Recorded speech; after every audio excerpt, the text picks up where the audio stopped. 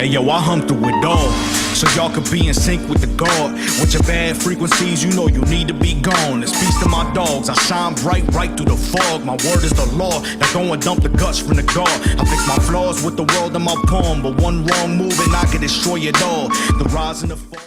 Babylon Falls, released on March 3rd of 2022. It was a game developed by Platinum Games and published by Square Enix. It was released on the PS4 and PS5 and Windows and Steam, which the game wasn't very good. The game is known as an online brawler, and it just had a hard time capturing an audience. Maybe it was due to the bad marketing, maybe promises that weren't made, but the game officially ended service in February of 2023.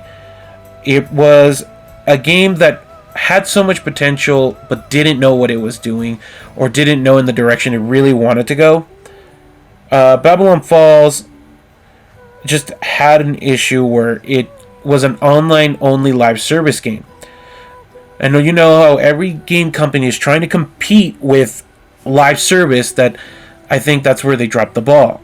Platinum Games isn't known for live service games. They are known for great titles as Nier Automata, the Metal Gear Solid Rising, Revengeance, Bayonetta. You know, they're known for a lot of games. Even Mad World, if anyone knows what Mad World is. The whole Babylon Falls just dropped the ball. The game literally has no story that... It doesn't make sense. It's all over the place. It's like a combination of Greek mythology and the Christian Bible. It mentions the Tower of Babel, pretty much. And then they use Greek mythology terms.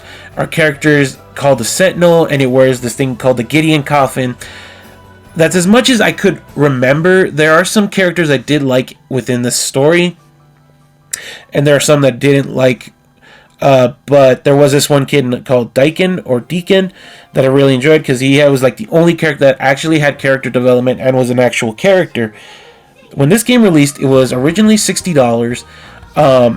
Good thing I didn't spend those $60. I bought this game at $30 around the time that they announced that the servers were going to be shut down and that they were done after Season 2 and they weren't making any more other plans. I think there was really no hope once they announced a Nier Automata collab with the game, where you could get a 2B costume and an A2 costume, or 2A, I can't remember her name, but they pretty much thought, I think they thought maybe if we do a Nier collab, the game will survive. Honestly, I think that's where they really dropped the ball. The marketing for this game was amazing, and this is when I wanted to play this game when I saw it, seeing you be able to throw the bosses powers back at them and play with your friends. That's a cool fantasy concept with friends that you can play with. But unfortunately, it was a very mediocre looter shooter type game. The fantasy was not really there. They used the assets of Final Fantasy 14. A lot of the cosmetic was the same. The rarity didn't matter in this game. The level up system was all over the place. I got to level 3 or 4 when the game finally shut down. It just, I guess, keep playing and eventually you'll level up because there's no XP bar. The game was just the combat was fine. The combat was not the best, but it was a Platinum Game style combat, which kept the game going, and it was the only thing that I thought was justifiable to keep playing. Unfortunately, that also doesn't mean that that's what would make the game interesting. If people ask me if I would recommend this game at the time that this game was still alive, I'd say no. I think they could have kept this game alive if they just decided to throw it in to free-to-play, or had they patched in that this game had an offline mode. Fortunately, this game does heavily need you to play with other people, but unfortunately, I couldn't find a single person to play with most of the time. Everyone was doing their own thing, or the matchmaking was just so jank and not enough players for you to match up. The only time I was able to actually match up with players was at the last day of Babylon Falls servers. I was finally able to get a full squad. I was able to finally play with people, and it was the first time I was able to actually do stuff with people. If you guys watched my live stream that I did that day, the 3.5 hour stream, you can actually see my final experience with that game. I'll put that in the link in the description below, but that is what happened there. I've had the final experience there.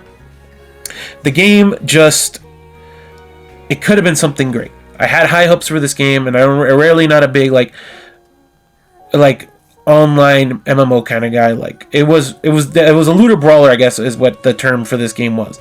But I'm not a big fan of like looter games. Like I understand Borderlands makes it work, Destiny makes it work. This game did not make it work.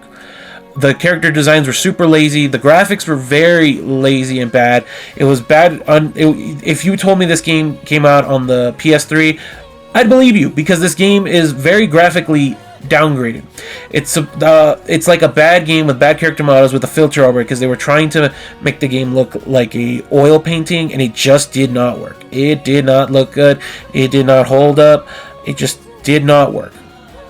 And unfortunately, that was its drawback. Had they had more time, instead of Square Enix as investors trying to meet their quota of games released that year, they probably could have made a better game.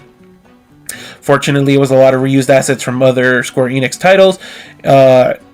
Not very in-depth gameplay, not a very in-depth story.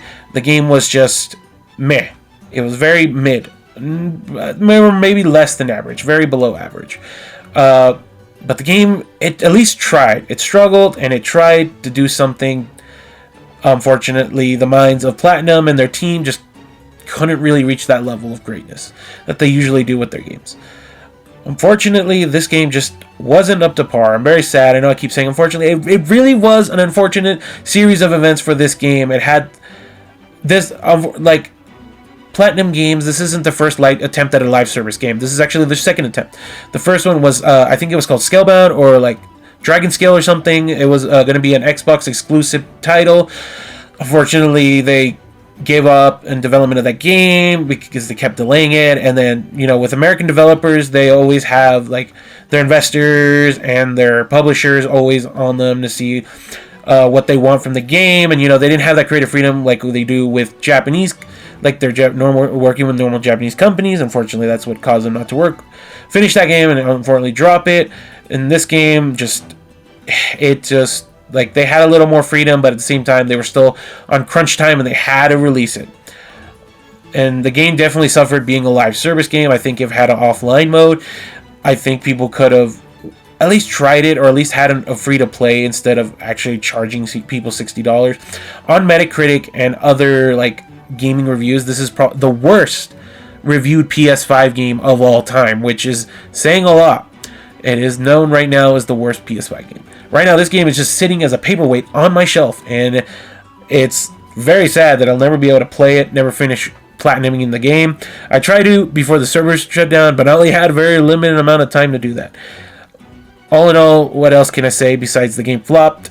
It definitely is a lot of parties' faults for this game flopping. I tried to have fun as much as I can with this game, with the little like enjoyment it can give me, but this game also caused me not to play the game for, like, not game in general, for a couple days. And normally a game shouldn't do that. A game should let you have fun, enjoy a story, and do new stuff. My friend saw the writing on the wall and said this game's not going to do good. I didn't believe him. That's why he didn't buy it, and it was bad. And a lot of my coworkers talked bad about it, and they're big RPG buffs, but they saw that this game was gonna be doo-doo. Anyways, guys, I hope you enjoyed the video. This is my first retrospective video. I hope you enjoyed. This was, I hope, educational in some shape or form, or you enjoyed. Anyways, guys, click that like button, click that subscribe, and share the video with friends if you're new to the channel. And I'll be seeing you guys for some more reviews, more retrospectives, and more of the fighting game goodness. Anyways, guys, I think this is the end of my talk about Babylon Falls, unless something else happens or some news about this game. Anyways, guys, I hope you enjoyed. Stay awesome, and I'll see you for more content. Bye!